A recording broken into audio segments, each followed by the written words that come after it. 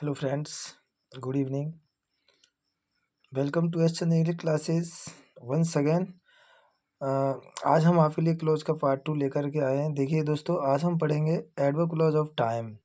यानी जो adverb clause of time है उसमें कौन कौन से जो कंजक्शंस हैं जिनका हम यूज करते हैं। आइए देखिए, यहाँ जो ऊपर दे रखे हैं सबसे whenever, before, after, till, until, as soon as, since, while, just as, the sooner, hardly, scarcely, when, इन तीनों के साथ वैन का यूज होता है और नो सूनर के साथ देन का यूज होता है। तो आइए देखते हैं। सबसे पहले देखिए, हम वैन से, यदि वैन से बात जोड़ने के लिए आ जाए तो किस तरह से जोड़ना है, तो आइए देखते हैं। देखो, वैन जब दूसरे वाक्य वाला कार्य पहले का परिणाम हो तो उस समय हम वैन से जोड़ते हैं। वैसे आपको कोई प्रॉब्लम नहीं आई, क्योंकि वैन जोड़ने के लिए कोष्टक में दिया होगा और हमको उसी का यूज करना है। तो किस तरह से जो परिणाम बताने वाला वाक्य है उसको बाद में रख देंगे। देखिए, जो कार्य और कारण और परिणाम दोनों इनमें यूज हो रहे हैं, जैसे एक एग्जांपल ले लेते हैं, the words return the sunsets. तो यहाँ पर देखिए, सनसेट्स यानी सूर्य अस्त होता है, पक्षी लौट आते हैं। तो यहाँ जो परिणाम है उसको हम बाद में लिखेंगे, वेन के बाद में, और जो पहला कार्य है उसको हम पहले लिखेंगे और वेन से जोड़ देंगे। जैसे कि the words return when the sunsets, यानी जब सूर्य अस्त हो जाता है पक्षी लौट आते हैं। तो पक्षी लौटते हैं और सूर्य अस्त होता है। तो सूर्य अस्त होता है, ये क्या है, कार्य है। ये हमारा जो शुरुआत करने का कारण है, और जो दूसरा परिणाम है वो ये है कि पक्षी लौट आते हैं। तो जो परिणाम वाला सेंटेंस है उसे हम पहले लिख देंगे, इसके बाद वेन लगा देंगे, और जो शुरू का कार्य है उसको बाद में लिख देंगे। देखिए, I get up it is 5 AM। तो when I get up it is 5 AM। तो यहाँ हम और भी सेंटेंस ले सकते हैं, बहुत सारे एग्जाम्पल। व्हेन ईवर, देखिए दूसरा, व्हेन ईवर का अर्थ होता है जब कभी। आई गॉट, यहाँ देखिए, I go to Dholpur, I meet my friends. यहाँ I go to Dholpur, when की तरह ही इसका यूज करते हैं। I go to Dholpur, I meet my friends. तो वही परिणाम वाला वाक्य जुड़ेगा, लेकिन व्हेन ईवर या व्हेन के बाद तो पहला वाक्य आता है। परिणाम वाला वाक्य तो उसके बाद लिख देते हैं, जो पहला वाक्य जुड़ जाता है। जैसे यहाँ whenever I go to Dholpur, ये हमारा पहला कार्य है कि जब कभी भी धौलपुर जाता हूँ, कोमा लगा के, आई मीट माई फ्रेंड्स, में अपने मित्रों से मिलता हूँ। इसको ऐसे भी जोड़ देते हैं हम कि व्हेन ईवर, ये तो ऐसे तो जुड़ा हुआ ही है, लेकिन आई मीट माई फ्रेंड्स, मैं अपने मित्रों से मिलता हूँ। Whenever I go to Dholpur, जब मैं धौलपुर जाता हूँ। तो जो परिणाम वाला वाक्य है उससे पहले व्हेन नहीं लगाते, व्हेन हम दूसरे वाक्य से पहले लगाते हैं।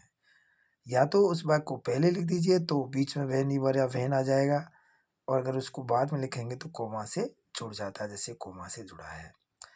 नेक्स्ट देखिए, the trees become alive it rains.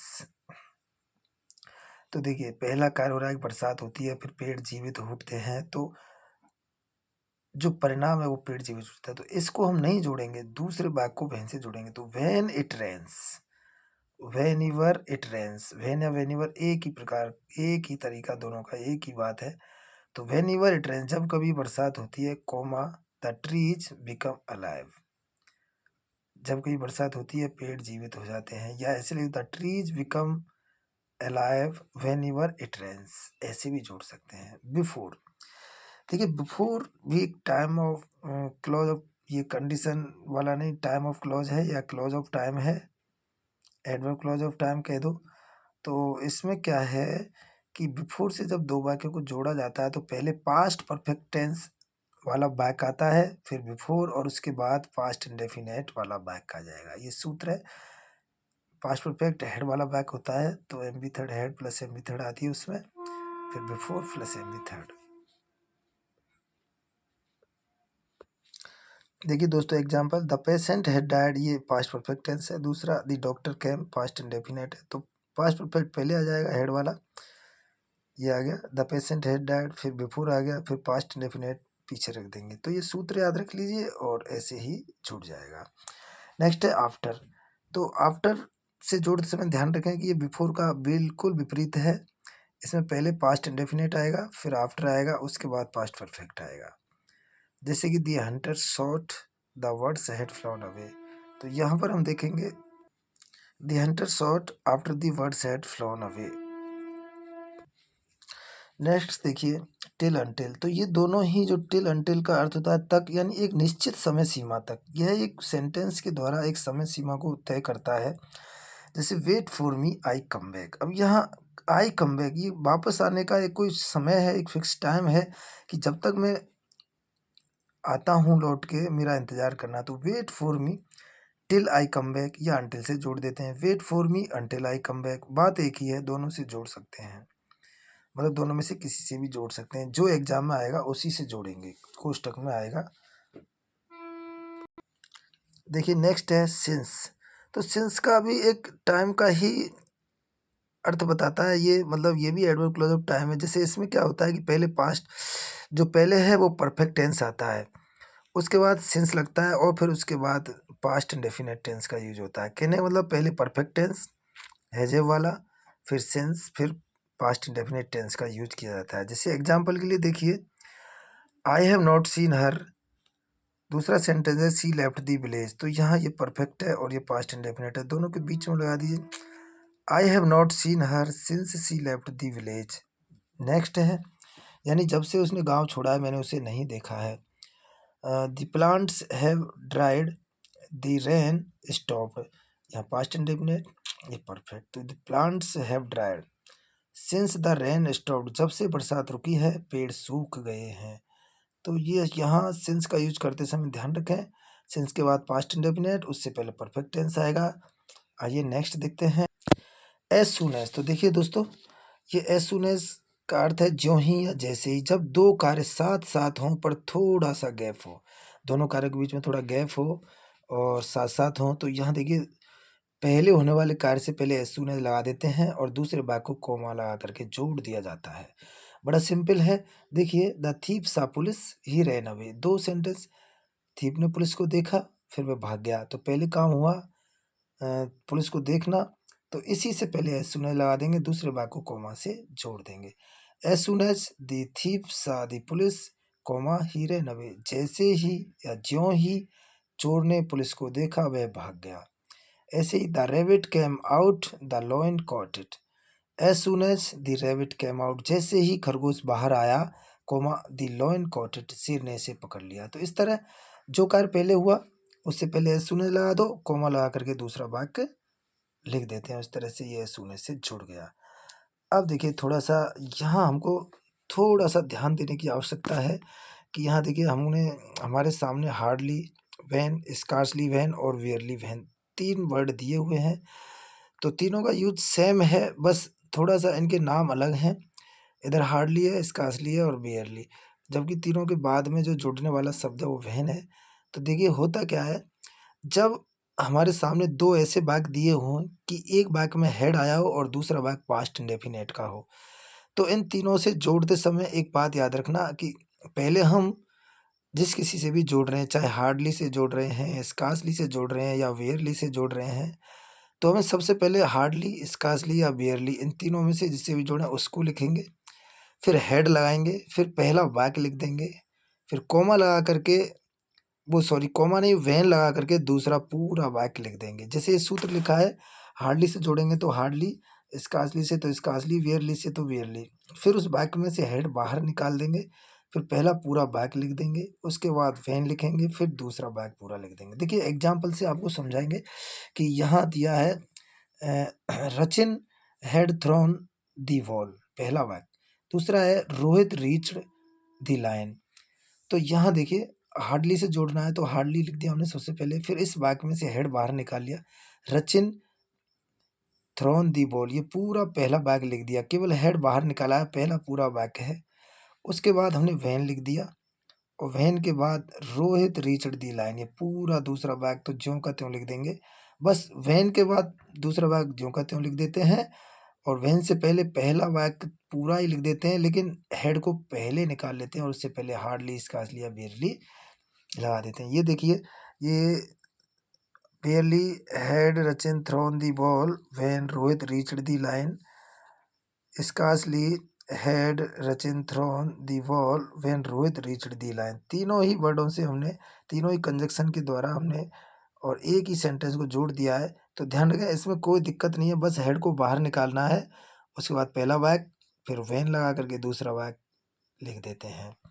अब आइए नो सूनर। देखिए ये भी सेम है उनके जैसा ही, बस इसमें नो सूनर के बाद देन लगा जाता है। तो यहाँ भी देखिए नो सूनर लिख देंगे, फिर पहले वाक्य में से वही उसी तरह हेड बाहर निकाल लेंगे, फिर पहला वाक्य लिख देंगे, उसके बाद देन लगा देंगे, फिर दूसरा वाक्य ज्यों का त्यों लिख देंगे। देखिए दोस्तों, तो अब हम आपको बता दें, the team had won the match, ये पहला सेंटेंस है। The team had won the match, head वाला वाक्य आ गया। द स्पेक्टेटर्स क्लैप्ड लाउडली, तो ये दूसरा वाक्य है। यहाँ देखो हेड बाहर निकालेंगे, हमने सबसे पहले नो सूनर लिख दिया, हेड को बाहर निकाल लिया, फिर पहला वाक्य बचा the team won the match, the team won the match लिख दिया, फिर देन का यूज किया, फिर इसके बाद पूरा दूसरा भाग दी स्पेक्टेटर्स क्लैप्ड लाउडली, ये लिख दिया स्पेक्टेटर्स क्लैप्ड लाउडली। इस तरह ये हमने नो सूनर देन से जोड़ दिया। अब इन चारों ही वर्डों को देखिए, हम जब दोनों ही हमारे भाग पास्ट इंडेफिनेट में हो, हेड नहीं दिया हो और दोनों ही पास्ट इंडेफिनेट में हो, तो किस तरह जोड़ते हैं। तो बस थोड़ा सा फर्क कि जब दोनों ही एम बी सेकेंड फॉर्म हो दोनों वाक्यों में, तो हार्डली, स्कार्सली, रेयरली, जिससे भी जुड़ना उसको लिख देंगे। और वहाँ हम हेड लिख रहे थे, लेकिन यहाँ क्या करेंगे कि पहला वाक्य पास्ट इंडेफिनेट का हुआ तो सेकंड फॉर्म दी होगी, इसलिए हम डिड बाहर निकालेंगे और उस सेकंड फॉर्म के स्थान पर फर्स्ट फॉर्म करके पहला वाक्य लिख देंगे। डिड बाहर निकालेंगे, सेकंड फॉर्म के स्थान पर फर्स्ट फॉर्म करेंगे और पहला वाक्य पूरा लिख करके व्हेन का यूज करेंगे। अगर नो सूनर से जोड़ रहे हैं तो देन का यूज करेंगे और दूसरा वाक्य पूरा का पूरा लिख देंगे। ये देखिए, अगर नो सूनर से जोड़ रहे हैं तो वही नो सूनर, वही डिड लगा देंगे, फिर पहला वाक्य पूरा, फिर देन, फिर दूसरा वाक्य लिख देंगे। यहाँ देखिए इस एक ही सेंटेंस को हम किस तरह से जोड़े।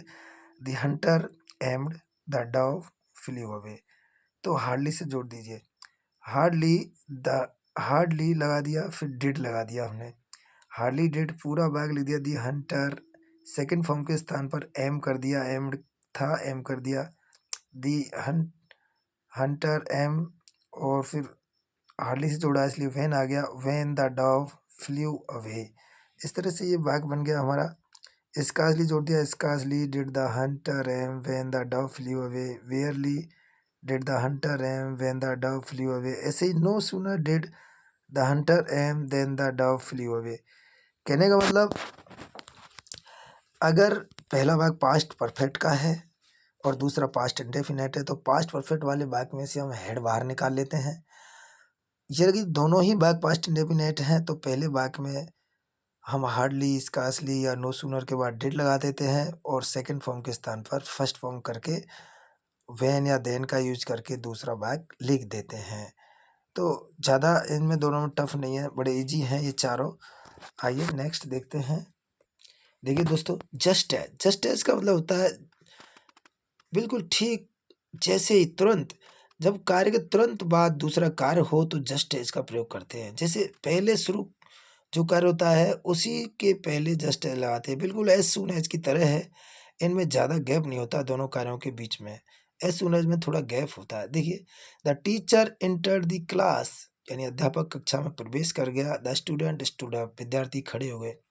तो जैसे ही, just as the teacher entered the class the students stood up. Just as, तो ठीक जैसे ही टीचर ने क्लास में एंटर किया, द स्टूडेंट स्टूड अप, विद्यार्थी खड़े हो गए। I reached the school the bell rang, I reached the school, just as I reached the school, जैसे ही मैं स्कूल पहुंचा, द बेल रैंग, घंटी बज गई। और we came out of the house the rain started, तो just as we came out of the house, जैसे ही हम घर से बाहर आए, द रेन स्टार्टेड, बारिश शुरू हो गई। चलिए दोस्तों, ये था हमारा सेकंड पार्ट क्लॉज का, एडवर्ब क्लॉज ऑफ टाइम। अब हम आपसे नेक्स्ट वीडियो मिलते हैं, आपके लिए लेकर आएंगे एडवर्ब क्लॉज ऑफ कंडीशन। तब तक के लिए वेट करें। I hope you will learn well. Thank you so much for watching the video.